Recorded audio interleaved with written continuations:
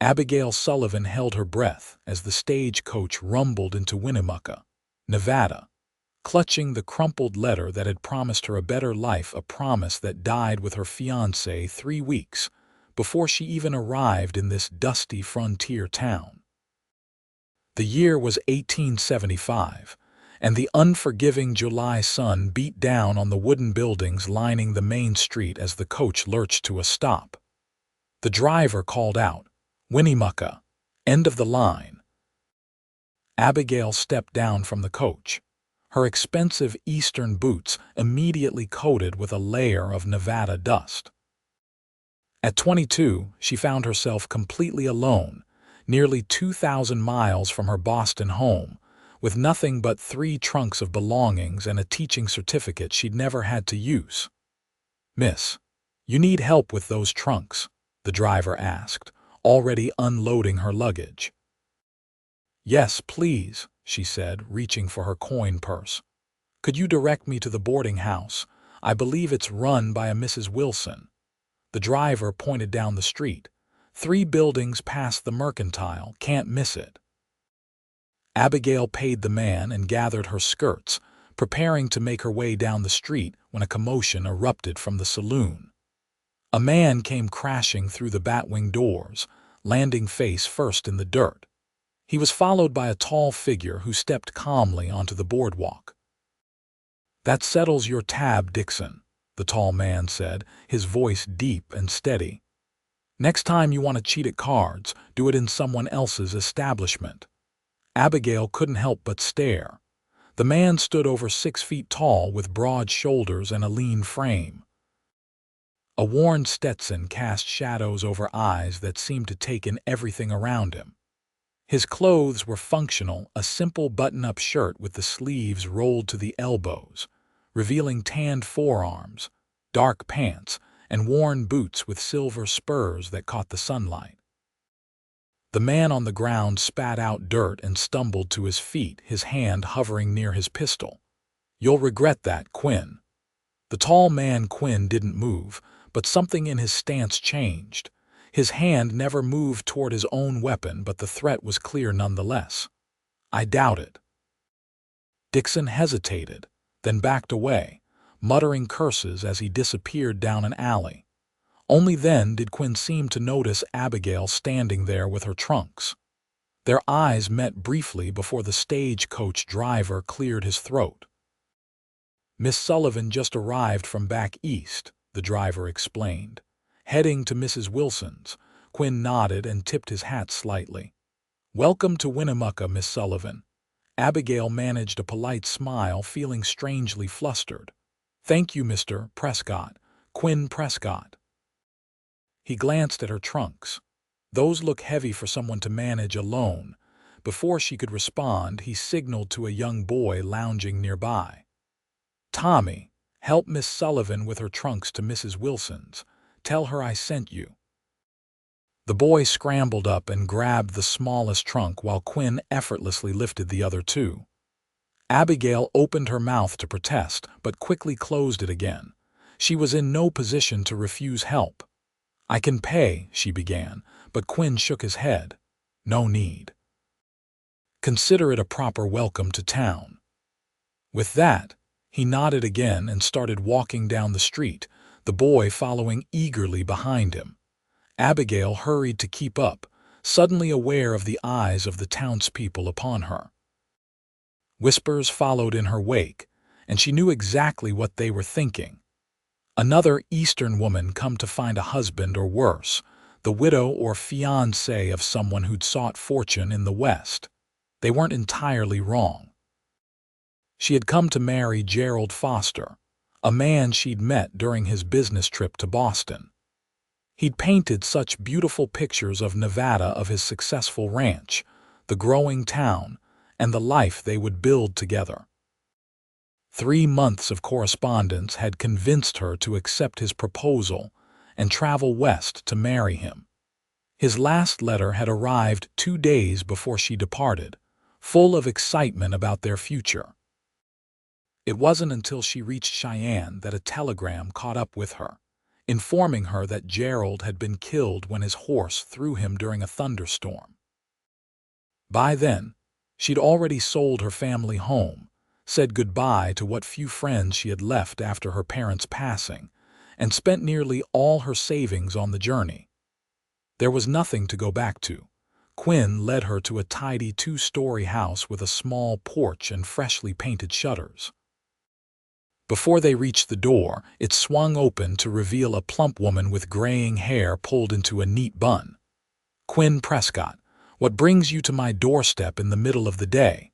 the woman asked, her hands on her hips but a smile on her face. "New arrival, Mrs. Wilson," Quinn replied, setting the trunks down on the porch. "Miss Sullivan from back east." Mrs. Wilson's eyes lit up as she turned to Abigail. "Oh, you must be Gerald Foster's fiancé. We received word about your arrival." Her face fell slightly. "And about poor Gerald's accident." "My deepest condolences, my dear." Abigail felt her throat tighten. "Thank you, Mrs. Wilson. I was hoping your offer of lodging still stands despite the circumstances." "Of course it does. A young woman like you needs a proper place to stay." Mrs. Wilson opened the door wider. Come in, come in." "We'll get you settled." Quinn nodded to Mrs. Wilson. "I'll leave her in your capable hands then." "Thank you for your assistance, Mr. Prescott," Abigail said, finding her voice. Something passed across his face, amusement, perhaps, before he tipped his hat again. "Miss Sullivan." With that, he turned and walked back toward the main street, spurs jangling lightly with each step. "Don't mind Quinn," Mrs. Wilson said as she ushered Abigail inside. "He owns the Silver Dollar Saloon, but he's a gentleman through and through, not like some of the rabble in this town." Abigail nodded absently, her mind still processing the unexpected encounter. A saloon owner. Her mother would have had a conniption at the thought of her exchanging words with such a man. Yet there had been something in his manner, a quiet dignity that belied his profession. Mrs. Wilson showed her to a small but clean room on the second floor, with a window overlooking the back garden. Bathrooms at the end of the hall. Meals are at 7, noon, and 6. $2 a week includes room and board. Abigail sat on the edge of the bed after Mrs. Wilson left, staring at her trunks.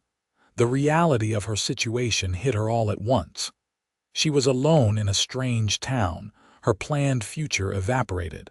Her funds would last perhaps 2 months if she was frugal. She would need to find employment, and quickly.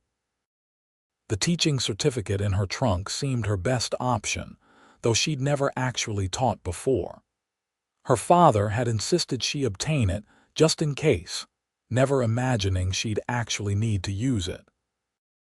After washing up and changing into a simpler dress, Abigail made her way downstairs for the evening meal.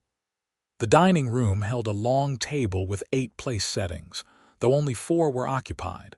Mrs. Wilson, an elderly gentleman she introduced as Mr. Holloway, the local telegraph operator, a middle-aged woman named Miss Perkins who worked at the Mercantile, and now Abigail. "We're a small family here," Mrs. Wilson explained as she served a hearty stew. "Though we have 3 other boarders who work evening shifts." The conversation flowed easily around her, with the others clearly curious about the newcomer, but polite enough not to pry too deeply. Abigail answered their questions about her journey and mentioned her teaching certificate, which immediately caught Mrs. Wilson's attention. "A teacher? Why, that's wonderful timing. The town council just voted to hire a new teacher last month.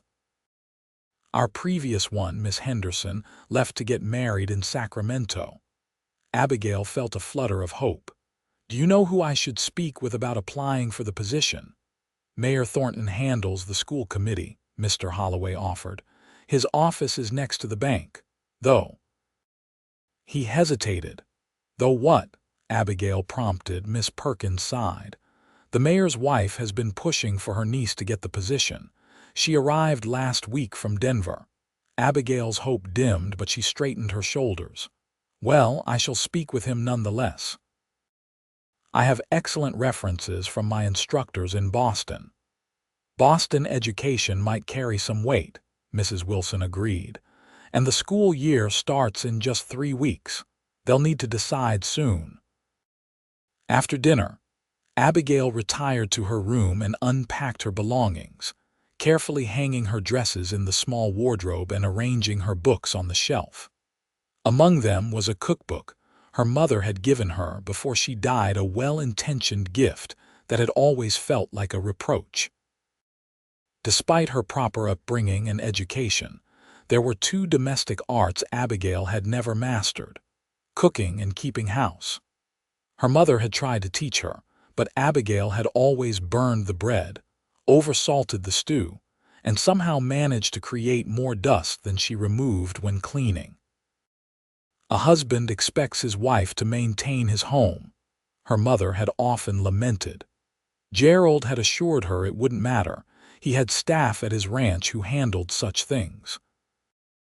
But now Gerald was gone, and Abigail faced the prospect of surviving on her own in a frontier town, where women were expected to be capable of managing a household. The next morning, Abigail dressed in her best walking suit, a deep blue wool with minimal bustle, and made her way to the mayor's office. The town looked different in the clear morning light. Merchants were opening their shops, a wagon loaded with lumber rumbled past, and the smell of fresh bread wafted from the bakery. Mayor Thornton was a balding man with an impressive mustache and an even more impressive belly that strained against his waistcoat. He listened politely as Abigail presented her credentials, his eyes occasionally drifting to the window behind her. "Very impressive, Miss Sullivan, very impressive indeed," he said when she finished. "We don't often get Boston-educated ladies applying for positions in Winnemucca." "Thank you, sir. I would be honored to be considered for the teaching position." The mayor cleared his throat. "Well, as to that, the council has been leaning toward Miss Harriet Johnson for the position. She's from a good Colorado family, and her uncle, that would be my brother-in-law, speaks very highly of her abilities." Abigail's heart sank, but she maintained her composure. "I understand family connections are important, Mr. Mayor. However, I would like to formally submit my application nonetheless. Perhaps the council would consider interviewing both candidates." Mayor Thornton tugged at his collar. "Yes, well, that does seem fair. The council meets next Tuesday evening. I'll present your credentials then." "Thank you, sir. I appreciate the opportunity." Abigail rose to leave, clutching her reticule tightly. "Miss Sullivan," the mayor called as she reached the door, "I understand you were engaged to Gerald Foster." "Terrible tragedy. He was well liked in these parts." Abigail nodded, unsure what else to say. "His ranch is sitting empty now. His lawyer's been trying to contact any family back east, but so far no one's come forward. Shame to see good land go to waste." "I'm afraid I don't know anything about his family," Abigail replied. "We were to be married upon my arrival." The mayor nodded sympathetically. "Well, if you hear anything, let Judge Parker know. He's handling the estate matters." Abigail left the mayor's office with her mind whirling. She hadn't considered Gerald's ranch their ranch, as it would have been. What had happened to his property, his livestock, his belongings, lost in thought? She didn't notice the man rounding the corner until they collided. Strong hands steadied her before she could stumble backward. "We meet again, Miss Sullivan," a familiar deep voice said. Abigail looked up to find Quinn Prescott's green eyes studying her with curiosity. He released her arms once she was steady, taking a step back to a respectable distance. "Mr. Prescott, I apologize for not watching where I was going." "No harm done." He gestured to the mayor's office behind her. "Town business." Abigail hesitated only briefly. "I was inquiring about the teaching position at the school." Quinn's eyebrows rose slightly. "I wasn't aware you were a teacher." I have a certificate from the Boston Women's Educational Society, she replied, chin lifting slightly in defiance against a criticism he hadn't voiced. A smile tugged at the corner of his mouth. Impressive. Did Thornton give you a fair hearing, or is he still set on his niece-in-law? Abigail blinked in surprise. You know about that, Quinn chuckled, a warm sound that somehow made the hot day more bearable. Miss Sullivan, in a town this size, everyone knows everything, usually before it happens. He agreed to present my credentials to the council next Tuesday, she admitted. Though I gathered the position is all but promised to Miss Johnson. Quinn's expression darkened slightly. Typical Thornton. Man hasn't had an original thought in 20 years, just does whatever Martha tells him to. Martha, his wife, real power in town if you ask me. He tilted his head, considering her. You set on teaching, or would you consider other employment? Abigail stiffened. I am qualified to teach, Mr. Prescott, and I have no interest in working in a saloon if that's what you're suggesting. For a moment, surprise flashed across his face before he let out a laugh. No, Miss Sullivan, I wasn't offering you a job serving drinks or entertaining minors, though I'd wager you double my profits if you did. Heat rushed to her cheeks at the implied compliment. Then what did you mean? I own more than just the saloon, he explained. Got interests in the stage line, the livery, and I've been thinking of opening a proper restaurant. Town's growing needs something better than saloon food and Mrs. Peterson's cafe. And you think I could help with a restaurant? The irony nearly made her laugh. You're educated, seem to have good sense, and from the look of that outfit you know quality when you see it. He shrugged. Just a thought. If the teaching position doesn't pan out, come see me. Before she could respond, he tipped his hat. Good day, Miss Sullivan. Abigail watched him stride away, torn between indignation at his assumption that she might need an alternative and curiosity about the man himself. Quinn Prescott was clearly more than just a saloon owner, and something about him made her want to know more. The next few days passed in a blur as Abigail settled into life at the boarding house and explored the town. Winnemucca was larger than she'd initially thought, with several streets of businesses, a small church, a schoolhouse, and neighborhoods of houses spreading outward. The railroad had arrived 3 years prior, bringing growth and prosperity to what had once been little more than a watering stop. She spent an afternoon at the school, familiarizing herself with the building and the books available. The previous teacher had left detailed notes about each student's progress, which Abigail studied carefully, preparing lesson plans in case she got the position. On Friday, she decided to inquire about Gerald's estate. Judge Parker's office was a small building near the courthouse, with a sign proclaiming legal services hanging above the door. The judge was a thin man with spectacles and a shock of white hair. He remembered Gerald fondly and expressed genuine sympathy for Abigail's loss. Foster's ranch is about 5 miles outside town, he explained, shuffling through papers.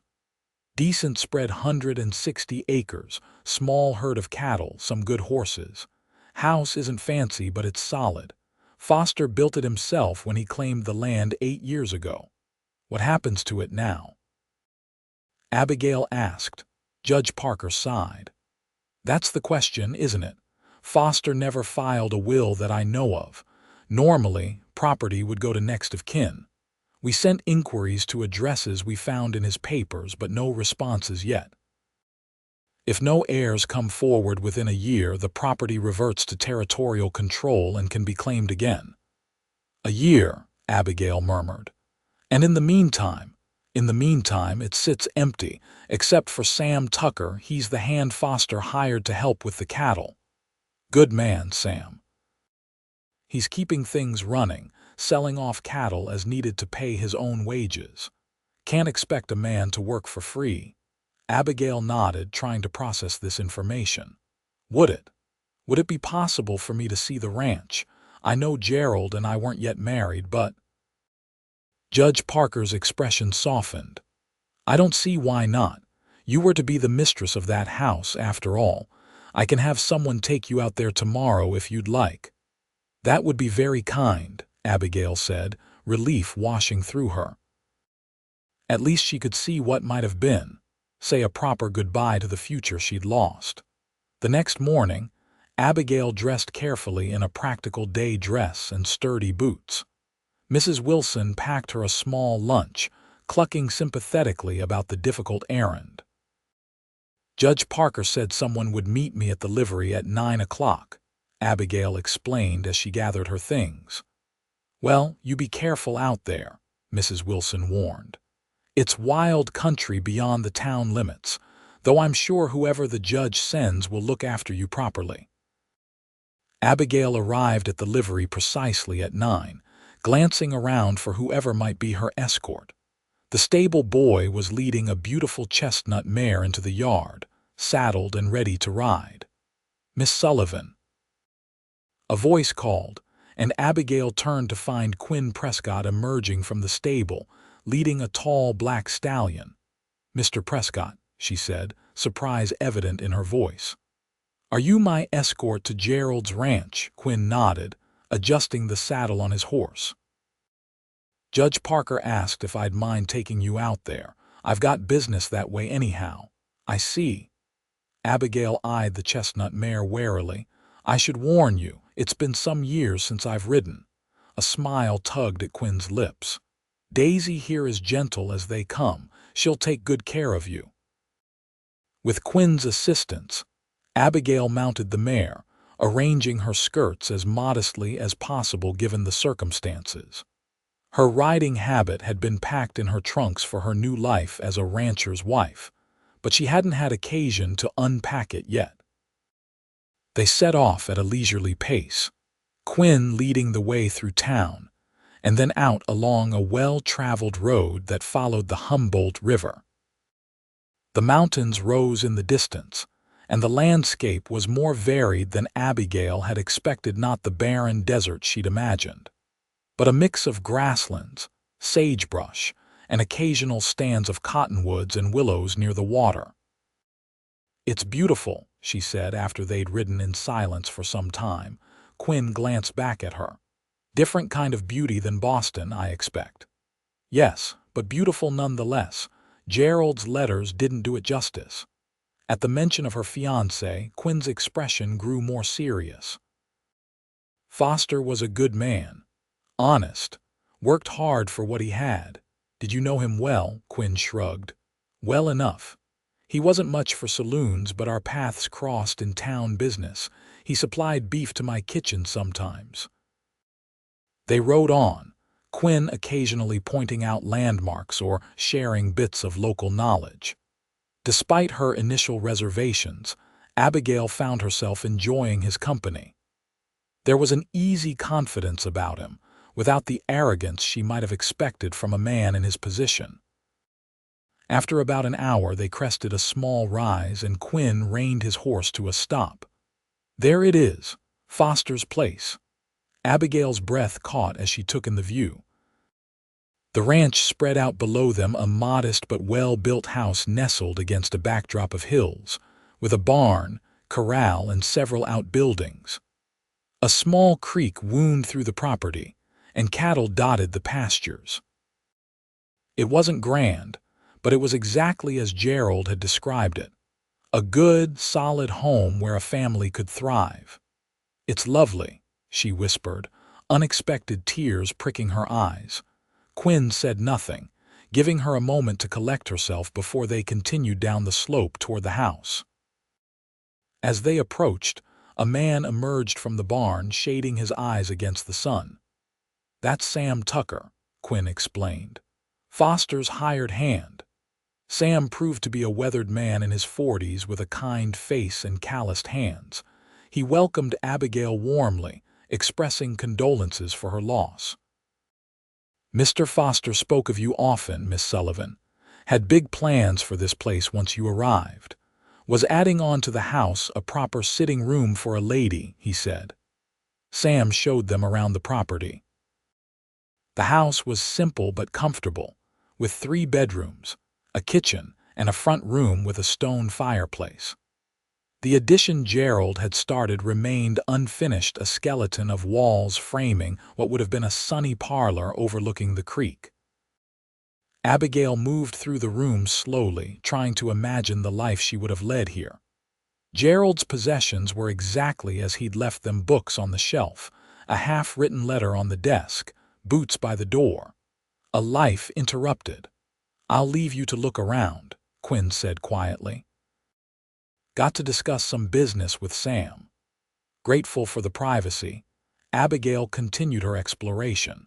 The kitchen was well equipped, though dusty from disuse. Gerald had mentioned hiring a woman from town to cook and clean, but she had obviously not remained after his death. In the main bedroom, she found a small package wrapped in brown paper on the bureau, her name written on it in Gerald's familiar handwriting. With trembling fingers, she unwrapped it to find a silver hairbrush and mirror set a wedding gift, never given. The tears she'd been holding back finally spilled over. She sank onto the edge of the bed, clutching the hairbrush as she wept for the man she'd known so briefly and the future they'd lost. She wasn't sure how long she sat there before a knock at the door roused her. Quinn stood in the doorway, his expression gentle. "Sam's prepared some coffee if you'd like some," he said. "And we should start back soon if we want to reach town before dark." Abigail nodded, wiping away her tears. "Thank you, I'll be right out." She carefully rewrapped the hairbrush set and placed it in her reticule. After a final glance around the room, she joined the men in the kitchen, where Sam had indeed prepared coffee and some simple sandwiches. "What will happen to the ranch?" she asked as they ate. Sam scratched his beard. "Judge says I'm to keep things running best I can until the legal matters are settled. Selling off cattle as needed to cover expenses, but not sure how long that'll last." "Foster didn't leave many debts," Quinn added. "He was careful that way." "But maintaining a ranch takes money, even when it's just ticking over." Abigail nodded, a plan forming in her mind. "Mr. Tucker, would you mind if I visited again? Perhaps regularly." Sam looked surprised but pleased. "Not at all, Miss Sullivan. You're welcome anytime." "I'd like to learn about the ranch," she continued. "How it works, what's involved in running it. I know it's not mine, but Gerald wanted me to be a part of this place. I'd like to honor that in some small way." Quinn studied her with new interest. "That's not a small undertaking, Miss Sullivan. Ranching is hard work." "I'm aware," she replied, meeting his gaze steadily. "But I have time on my hands at least until the teaching position is decided, and I'd like to feel useful." The ride back to town was quieter, both lost in their own thoughts. As they approached the livery, Abigail broke the silence. "Thank you for escorting me today, Mr. Prescott. I appreciate your kindness." Quinn helped her dismount, his hands strong and sure at her waist. "It was no hardship, Miss Sullivan. Though I do wonder what a Boston lady plans to do with ranching knowledge." Abigail smoothed her skirts, avoiding his gaze. "Knowledge is never wasted, Mr. Prescott. My father taught me that. A wise man, your father." Quinn handed the reins of both horses to the stable boy. "Would you allow me to walk you back to Mrs. Wilson's? It's getting late." The gesture surprised her, but Abigail nodded her acceptance. They walked side by side through the town, now bustling with Saturday evening activity. Several people greeted Quinn, and he introduced Abigail to each one, his manner perfectly proper despite the curious glances they received. At Mrs. Wilson's gate, he tipped his hat. "If you're serious about learning about ranching, Miss Sullivan, I'd be happy to teach you what I know. I run some cattle on land adjoining Foster's."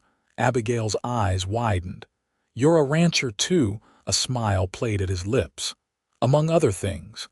Man needs diverse interests to prosper in a place like this. I'm beginning to see that, she replied.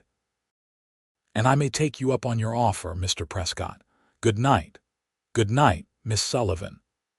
Abigail watched him walk away, his tall figure silhouetted against the setting sun. Quinn Prescott was becoming increasingly intriguing, a saloon owner who was also a respected businessman and rancher. Not at all what she'd expected to find in Winnemucca. The next week passed quickly. Abigail prepared for her interview with the town council, researching the school curriculum and practicing her responses to potential questions.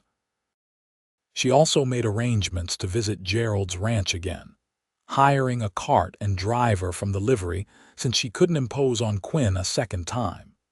Sam Tucker seemed pleased by her interest, showing her the account books and explaining the basics of cattle ranching. He was patient with her questions, never making her feel foolish for her lack of knowledge.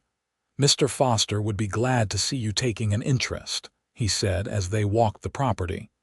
"He wanted this place to be something you'd be proud of." "I am proud of what he built," Abigail replied, "even if I never get to call it home." The day of the council meeting arrived, and Abigail dressed with care in her most professional attire, a deep green walking suit with minimal trim. Mrs. Wilson wished her luck as she left the boarding house, and even Miss Perkins from the Mercantile called out encouragement as Abigail passed the store. Mayor Thornton's office was crowded with the 5 council members, plus the mayor himself and his wife, a severe-looking woman with piercing eyes. Harriet Johnson sat primly in a chair near the window, her expression confident. Abigail was invited to speak first. She presented her credentials and teaching philosophy, emphasizing her belief in education as the foundation of a civilized society. The council members asked thoughtful questions about her experience and methods, which she answered as best she could. When Miss Johnson's turn came, it was immediately apparent that she had actual teaching experience, 2 years in a Denver school.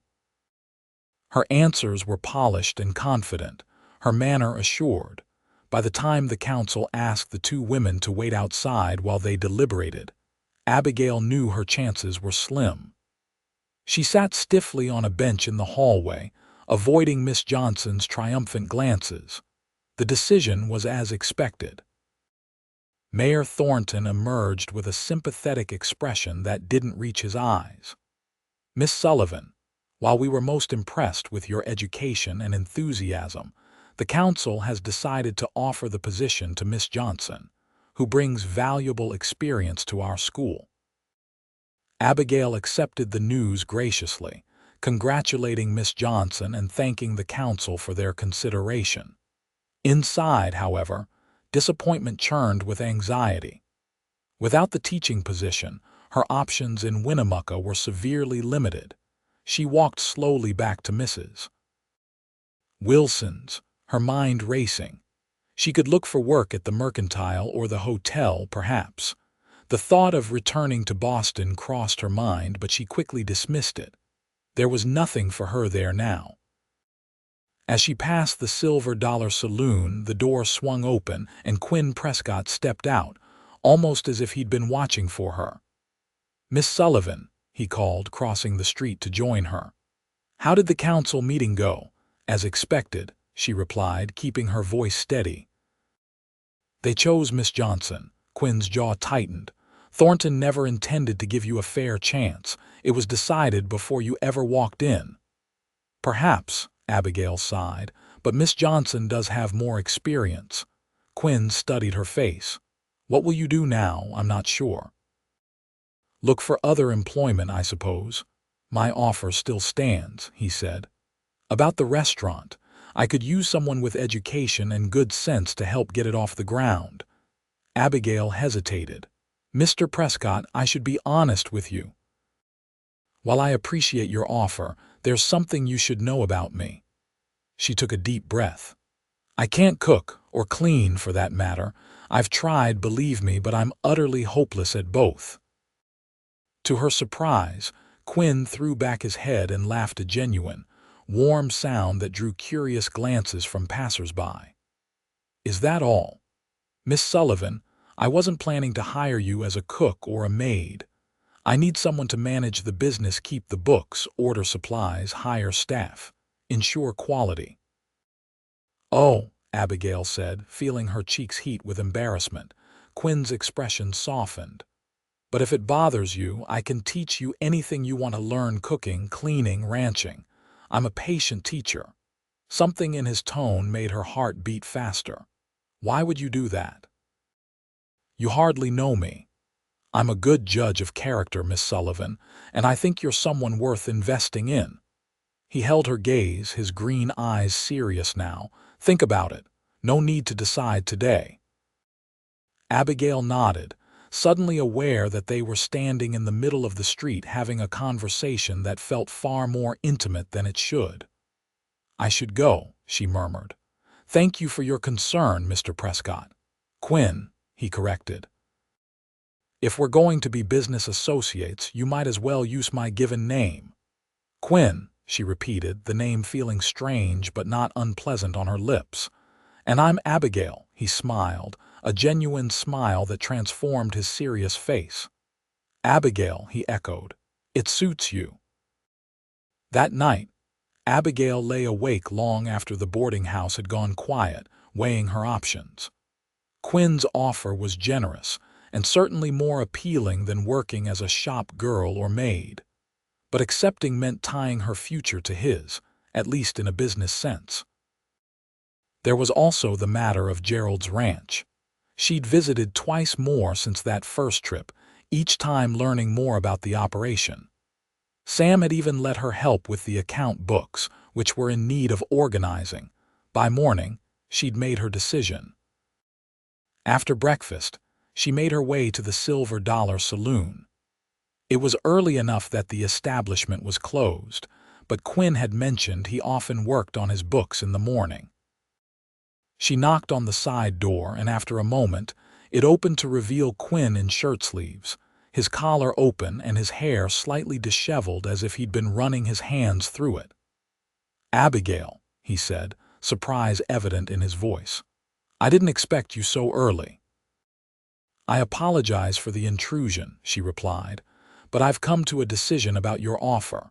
Quinn stepped back, gesturing for her to enter. "Come in, then. We can talk in my office." The saloon was eerily quiet in the morning light, the tables empty and chairs stacked neatly. Quinn led her to a small office off the main room where papers were spread across a desk. "Have a seat," he offered, clearing some ledgers from a chair. "Can I offer you coffee?" "No, thank you." Abigail sat, gathering her courage. "I've given your proposal considerable thought, and I'm interested, but I have a counter-offer." Quinn's eyebrows rose, but he leaned back in his chair, a hint of a smile playing at his lips. "I'm listening." "I'd like to divide my time between your restaurant and Gerald's ranch," she explained. "Sam Tucker has agreed to teach me about ranching, and I've been helping with the books already. If Gerald's family never claims the property, it will revert to territorial control in a year. I'd like to be in a position to claim it myself when that happens." Quinn studied her thoughtfully. "That's ambitious." "I came west to build a life with Gerald," Abigail said, meeting his gaze steadily. "That's not possible now, but I can honor his memory by preserving what he built if I can learn enough in time. And you think you can manage both the ranch and a business in town?" "I don't know," she admitted, "but I'd like to try. I can work for you 4 days a week and spend the other 3 at the ranch. My compensation would be adjusted accordingly, of course." Quinn was silent for a long moment, his expression unreadable. Then he nodded slowly. "All right. We'll try it your way. 3 months if it's working for both of us, we continue. If not, we renegotiate." Relief flooded through her. "Thank you, I won't disappoint you."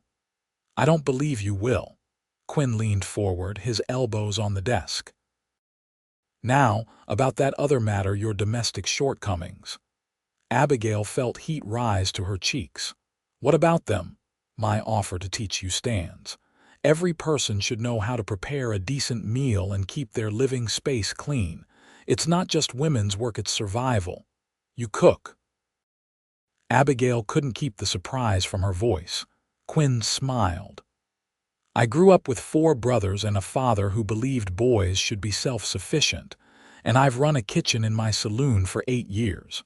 So yes, I cook. Rather well, if I do say so myself." The idea of the imposing Quinn Prescott in a kitchen was oddly charming. "I'd appreciate the lessons then, though I should warn you many have tried to teach me and failed." "I like a challenge," Quinn replied, his eyes twinkling. "We'll start tomorrow, my house at 10 o'clock. "Your house?" Abigail echoed, alarm bells ringing in her mind. Quinn's expression grew serious. "Abigail, I'm offering cooking lessons, not compromising your virtue. My housekeeper will be present and my home is hardly a secret location. It's the big house on Pine Street." Embarrassment washed over her. "Of course, I didn't mean to imply, no offense taken." Quinn stood, signaling the end of their meeting. "Tomorrow at 10 then, and we'll discuss the restaurant plans further." Abigail rose, smoothing her skirts. "Thank you for this opportunity, Quinn. I promise you won't regret it." As she left the saloon, Abigail felt lighter than she had in weeks. She had a plan now, not the life she'd expected, but one with purpose nonetheless. And if she was being honest with herself, the prospect of spending more time with Quinn Prescott was not an unpleasant thought. The next morning, Abigail presented herself at Quinn's house precisely at 10 o'clock. The house was indeed impressive, a 2-story structure with a wide porch and tasteful furnishings that spoke of success without ostentation. Quinn's housekeeper, Mrs. Donovan, a cheerful Irish woman in her 50s, welcomed Abigail warmly. "The master's in the kitchen already," she said with a wink. "Quite determined to turn you into a proper cook, he is." Abigail found Quinn in a large, well-appointed kitchen, sleeves rolled up and an apron tied around his waist. The domestic scene was so at odds with his usual commanding presence that she had to suppress a smile. "Right on time," he said, glancing up from the vegetables he was chopping. "First lesson cooking begins with preparation. Wash your hands and I'll find you an apron." For the next 2 hours, Quinn guided her through the preparation of a simple stew, explaining each step patiently. He showed her how to properly chop vegetables, brown meat, and season the dish. "The secret is to taste as you go," he explained, offering her a spoonful of the simmering broth. "Cooking isn't just following rules, it's understanding flavors and how they work together." Abigail tasted the broth, surprised by the depth of flavor. "It's delicious." "And you helped create it," Quinn pointed out. "See, not hopeless after all." By the time the stew was finished, accompanied by fresh bread Mrs. Donovan had baked that morning, Abigail felt a sense of accomplishment she'd never experienced in a kitchen before. They ate together at the kitchen table, joined by Mrs. Donovan, who complimented Abigail's efforts with genuine enthusiasm. "Next time, we'll try biscuits," Quinn said as they finished the meal. "Simple but essential." "Next time," Abigail agreed, surprised by how much she was looking forward to it. The following weeks fell into a pattern. Abigail spent 4 days working with Quinn on plans for the restaurant, securing a location, designing the layout, developing a menu, and establishing supply chains. On Friday, Saturday, and Sunday, she traveled to Gerald's ranch, where Sam taught her about cattle, horses, and the rhythm of ranch life. And twice a week, she met Quinn for cooking lessons, gradually building her confidence in the kitchen. From biscuits, they progressed to roasted meats, simple cakes, and even preserves as summer fruits ripened. Quinn proved to be an excellent teacher, patient but firm, encouraging without coddling. Under his guidance, Abigail found herself actually enjoying the process of creating meals, something she'd never thought possible. "You're a natural," he told her one afternoon as they sampled her first successful apple pie. "You just needed the right teacher." Abigail laughed. "Or perhaps you're just more patient than my mother was. She expected perfection immediately." "Perfection is overrated," Quinn replied, taking another bite of pie. "I prefer food with character." Their conversations during these lessons gradually became more personal.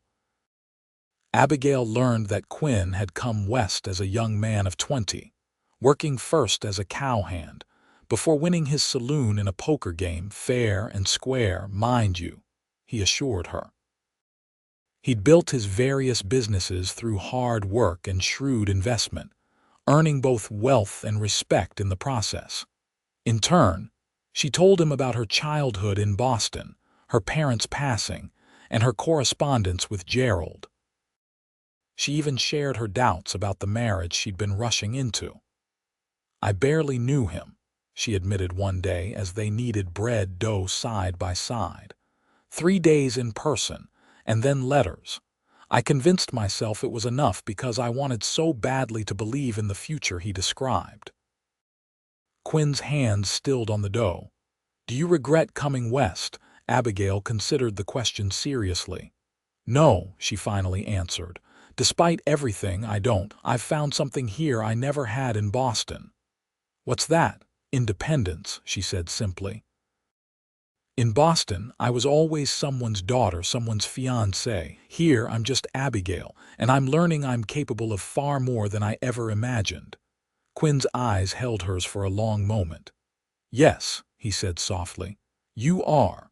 The restaurant project progressed steadily. They secured a building on Main Street, and renovations began under Quinn's careful supervision. Abigail developed systems for inventory, bookkeeping, and staff management, drawing on her education and Quinn's practical experience. As summer gave way to autumn, Abigail also grew more confident at the ranch. She could now ride competently, identify the ranch's cattle by their brands, and understand the basics of the operation. Sam Tucker had become a friend and trusted advisor, his initial skepticism giving way to genuine respect for her determination. "You've got grit, Miss Sullivan," he told her one day as they rode the property boundaries. "Mr. Foster chose well." The compliment warmed her, though it also brought a twinge of sadness. She thought of Gerald less frequently now, the sharp pain of loss gradually softening to a gentle regret for what might have been. In its place was growing a new feeling, one she was reluctant to examine too closely. Her working relationship with Quinn had evolved into a friendship that increasingly occupied her thoughts. She found herself looking forward to their cooking lessons not for the skills she was acquiring, but for his company. Quinn, for his part, maintained a respectful distance, never overstepping the boundaries of propriety. But sometimes she would catch him watching her with an expression that made her heart beat faster, and she wondered if he felt the same inexplicable pull. The restaurant, which they had named the Sage and Saddle, was scheduled to open in late October. As the date approached, their workdays grew longer, with 1,000 details requiring attention. They often worked side by side into the evening, their shoulders occasionally brushing as they reviewed plans or inventory lists. One such evening, a week before the opening, they were alone in the nearly completed dining room, reviewing the final menu. "I think we should add your apple pie," Quinn said, making a note on the paper. "It's better than anything Mrs. Donovan or I have managed." Abigail laughed. "Now I know you're teasing. Mrs. Donovan's pies are legendary." "I'm perfectly serious," Quinn insisted, setting down his pencil. "You've become an excellent baker, Abigail. You should be proud." "Thanks to your teaching," she replied, suddenly aware of how close they were sitting, the lamplight casting a warm glow over his features. Quinn's expression softened. "You were always capable. You just needed to believe it." "Quinn," she began, unsure what she wanted to say but feeling that something important hung in the balance. Before she could continue, the front door opened, and Mrs. Donovan bustled in with a basket. "Thought you two might be hungry working so late," she announced, breaking the moment. The week before the opening passed in a whirlwind of activity. Final touches were added to the daycare, the kitchen was stocked, and staff were trained. Abigail had little time to dwell on her confused feelings, throwing herself into preparations with single-minded focus. Opening night arrived crisp and clear, with the first frost of the season silvering the ground. Abigail dressed carefully in her finest gown, a deep burgundy silk she'd saved for special occasions. As she pinned up her hair, she thought of how far she'd come since arriving in Winnemucca just 3 months earlier. The restaurant filled quickly with curious townspeople, including Mayor Thornton and his wife, several council members, and even Miss Johnson, the schoolteacher who'd won the position Abigail had coveted. Quinn moved through the crowd with easy confidence, while Abigail supervised the service, ensuring everything ran smoothly. Their eyes met occasionally across the room, silent communication passing between them as they managed the evening together. By the time the last guests departed, the Sage and Saddle's opening was clearly a success. The staff celebrated briefly before dispersing, leaving Abigail and Quinn alone with glasses of champagne Quinn had procured specially for the occasion.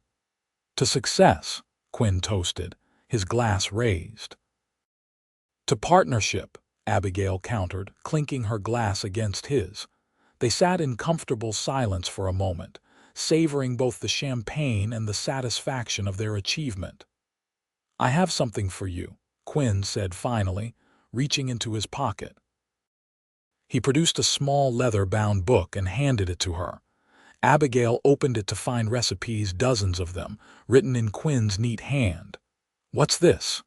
"Every recipe I've taught you, plus some we haven't tried yet," he explained. "I thought you might want them." The thoughtfulness of the gift touched her deeply. "Thank you," she said, running her fingers over the pages. "I'll treasure it." Quinn watched her, his expression unusually vulnerable. "Abigail, there's something I should say." Her heart quickened. "Yes. These past months working with you, teaching you, they've meant a great deal to me."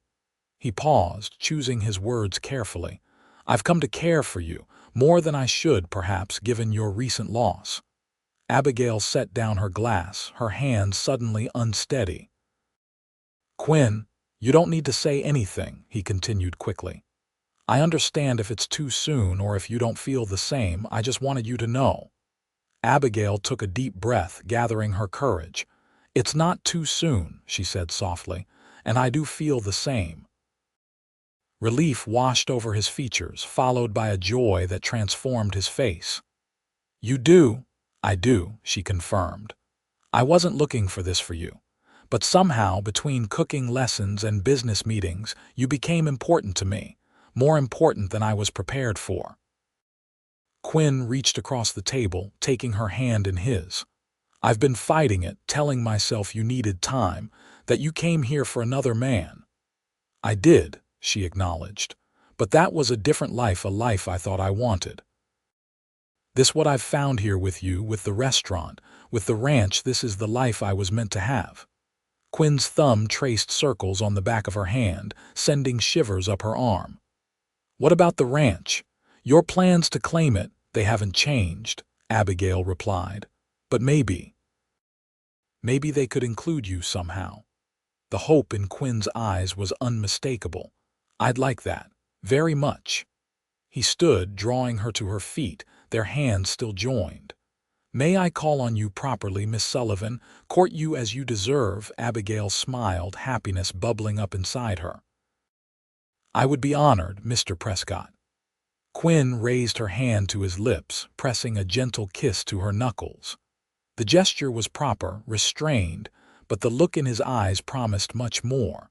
As winter settled over Winnemucca, Abigail's life took on a new rhythm. The Sage and Saddle thrived under their joint management, quickly becoming the town's favorite dining establishment. Her work at Gerald's ranch continued, with Sam Tucker's patient guidance building her confidence and knowledge. And then there was Quinn. True to his word, he courted her properly Sunday drives in his buggy, dinners at his home with Mrs. Donovan as chaperone, theater performances when traveling companies passed through town. Their cooking lessons continued, now tinged with a sweet awareness that made even the simplest task feel intimate. News of their courtship spread through town with predictable speed, generating curiosity and speculation. To Abigail's surprise, the reception was largely positive. Quinn was respected in the community, and Abigail had made her own place, proving herself hardworking and capable. Even Mrs. Wilson, initially concerned about the propriety of Abigail keeping company with a saloon owner, was won over by Quinn's obvious regard for her boarder. "He looks at you like you hung the moon, dear," she confided one evening as Abigail prepared for another outing with Quinn. "And I've never seen you so happy." Christmas approached, bringing festive decorations to the town and special menus to the Sage and Saddle. Abigail found herself caught up in holiday preparations, dividing her time between the restaurant, the ranch, and helping with the town's Christmas pageant. On Christmas Eve, Quinn invited her to dinner at his home, promising a special surprise. Abigail arrived to find the house transformed, evergreen boughs adorning the mantels, candles glowing in every window, and a magnificent tree in the front parlor. "It's beautiful," she breathed, turning in a circle to take it all in. Quinn smiled, pleased by her reaction. "Mrs. Donovan and I spent the day decorating. I wanted it to be special for you." Dinner was perfect roast goose with all the trimmings, followed by a Christmas pudding Abigail had helped prepare during their last cooking lesson. Mrs. Donovan joined them for the meal but tactfully withdrew to the kitchen afterward, leaving them alone by the fire. "I have something for you," Quinn said, reaching into his pocket. He produced a small velvet box, and Abigail's heart began to race. "Quinn," she whispered, her eyes wide. He opened the box to reveal a ring, a delicate gold band set with a single perfect diamond. "It's not an engagement ring," he explained quickly. "Not yet, but a promise ring. A symbol of my intentions if you'll accept it." Tears pricked Abigail's eyes. "Of course I'll accept it." Quinn slipped the ring onto her finger, his hand warm against hers. "I love you, Abigail Sullivan. I want to build a life with you, whether that's in town, at the ranch, or somewhere else entirely. I just want to be where you are." "I love you too," she replied, the words coming easily now that they were finally spoken. "And I want that life, our life, more than anything." Quinn drew her into his arms, his kiss tender at first, then deepening with a passion that left her breathless. When they finally parted, both were flushed and smiling. "I have news," Abigail said, once she'd collected herself. "About the ranch. Judge Parker received a letter last week from Gerald's cousin in Pennsylvania. He's not interested in the property and is willing to sign over any claim." Quinn's eyebrows rose. "That's fortunate. What did the judge say?" "He says that once the paperwork is processed, I can file a claim on the property as Gerald's intended wife. It's not guaranteed, but he thinks the territorial office will look favorably on it given the circumstances." "That's wonderful news," Quinn said, genuinely pleased for her. "You've worked hard for this." "We've worked hard," she corrected. "I couldn't have done it without you, your teaching, your encouragement." Quinn brushed a strand of hair from her face, his touch lingering. "You give me too much credit. You're the most determined woman I've ever known, Abigail Sullivan. Once you set your mind to something, nothing stands in your way. Abigail laughed. Including my inability to boil water without burning it, especially that, Quinn agreed with a grin. Look at you now making Christmas puddings and apple pies that would make your mother proud. And keeping a decent home, Abigail added, thinking of her rooms at Mrs. Wilson's, now tidy and well organized thanks to Quinn's practical lessons in household management. A woman of many talents, Quinn murmured, pulling her close again. And I intend to spend a lifetime discovering them all. As spring returned to the Nevada landscape, bringing wildflowers to the hillsides and new calves to the ranch, Abigail's life continued to evolve. The Sage and Saddle was established as a permanent fixture in Winnemucca. Her claim on Gerald's ranch was approved, and her relationship with Quinn deepened with each passing day. On a perfect May morning, with the scent of sagebrush heavy in the air, Quinn and Abigail were married in the town church, surrounded by friends who had become like family. Mrs. Wilson wept openly. Sam Tucker stood proudly as a witness, and Mrs. Donovan had baked a wedding cake that was the talk of the town for weeks afterward. After a brief honeymoon at a hot springs resort near Carson City, they returned to the life they had built together, dividing their time between Quinn's house in town, which became their primary residence, and the ranch, where they spent long weekends and eventually summers. Under their joint management, both the restaurant and the ranch flourished. Quinn taught Abigail everything he knew about business, ranching, and creating a home, while she brought her education, determination, and growing confidence to their partnership. And in the kitchen, they had built together in the ranch house, the one that had once intimidated Abigail with its expectations. They often stood side by side, preparing meals for their growing family. For on a crisp autumn day, a year after their wedding, Abigail gave birth to a son, named Gerald Quinn Prescott, to honor both the past and the future.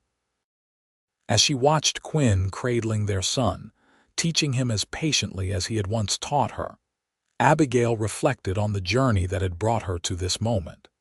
She had come west seeking one life and found another entirely one richer and more fulfilling than she could have imagined. "What are you thinking about?" Quinn asked, looking up to find her watching them. Abigail smiled, crossing the room to join her family. "About beginnings, and how sometimes the end of one dream is just the beginning of a better one." Quinn shifted their son to one arm and pulled her close with the other.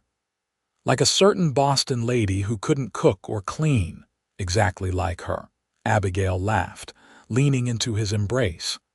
"And the cowboy who said he could teach her anything." "I was right about that," Quinn said softly, pressing a kiss to her temple. "Yes," Abigail agreed, looking around at the home and life they'd built together. "You certainly were." 5 years later, the Prescott Ranch, as it was now known throughout the county, was one of the most prosperous in the region.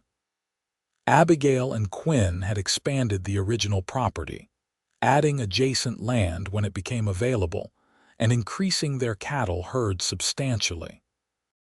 The Sage and Saddle restaurant continued to thrive under the management of a capable couple Quinn and Abigail had trained, allowing them to focus more on the ranch while maintaining ownership.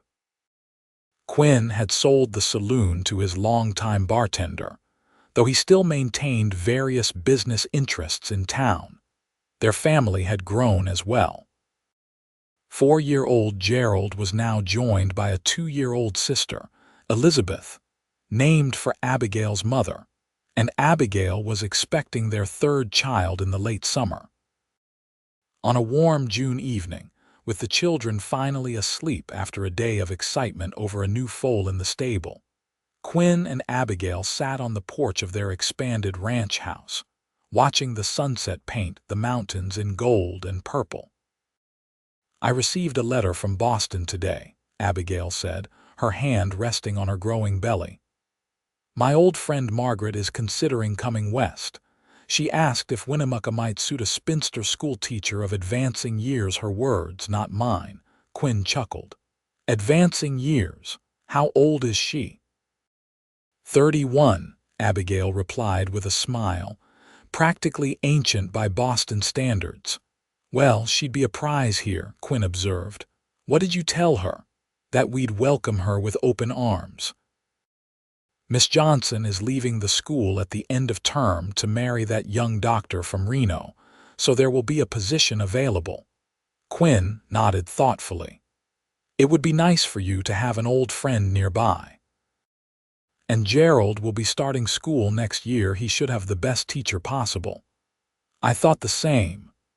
Abigail leaned her head against his shoulder, contentment washing over her.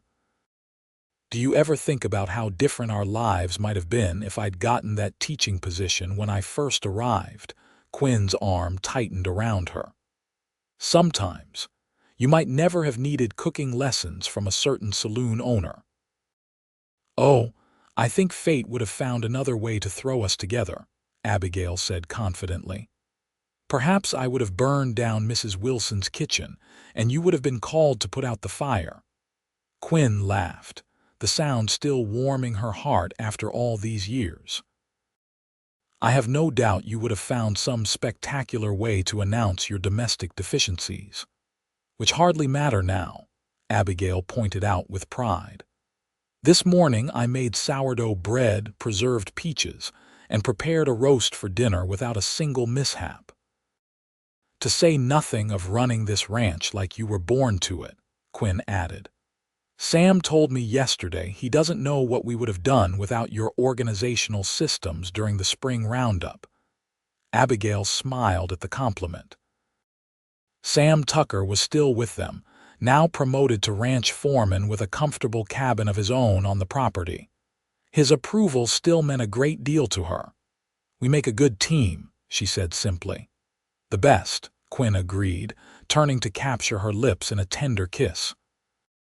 Inside the house, Elizabeth called out, momentarily disturbed in her sleep. They waited, but when no further cries came, they relaxed back into their comfortable silence. Quinn, Abigail said after a while, do you remember that first day at your house when you started teaching me to cook? Of course. You were so determined and so terrible, he teased. Abigail swatted his arm playfully. I was thinking about what you said, that cooking isn't just following rules, it's understanding flavors and how they work together. Sound culinary advice, Quinn nodded, clearly wondering where she was going with this. It struck me recently that it's good advice for life as well, Abigail continued. Our life together isn't what either of us planned or expected. It's something we created by understanding each other and how we work together. Quinn turned to look at her, his eyes soft in the fading light. That's remarkably profound, Mrs. Prescott. I have my moments, she replied with a smile. Between burning biscuits and calculating cattle prices. Quinn laughed, pulling her closer. You haven't burned biscuits in at least 3 years. 2 years and 4 months, Abigail corrected primly. I keep track of my domestic victories.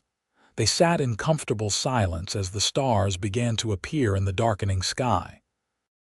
From inside came the soft sounds of their sleeping children, and in the distance, the occasional lowing of cattle settled for the night. I wouldn't change a thing, Quinn said suddenly, his voice low and fervent. Not one moment of our journey together. Abigail placed her hand over his where it rested on her shoulder. Nor would I. Even the struggles, the misunderstandings, they brought us here, to this perfect moment. As night fell completely over the ranch they had built together, Abigail reflected on the unexpected path her life had taken. She had come west as a Boston lady who couldn't cook or clean, seeking a ready-made life with a man she barely knew. Instead, she had found Quinn, a man who saw her potential rather than her shortcomings, who believed she could learn anything and become anyone she chose to be. Together, they had created something neither could have built alone: a thriving business, a successful ranch, a loving family, and a partnership based on mutual respect and unwavering love. It wasn't the life she had planned. It was infinitely better,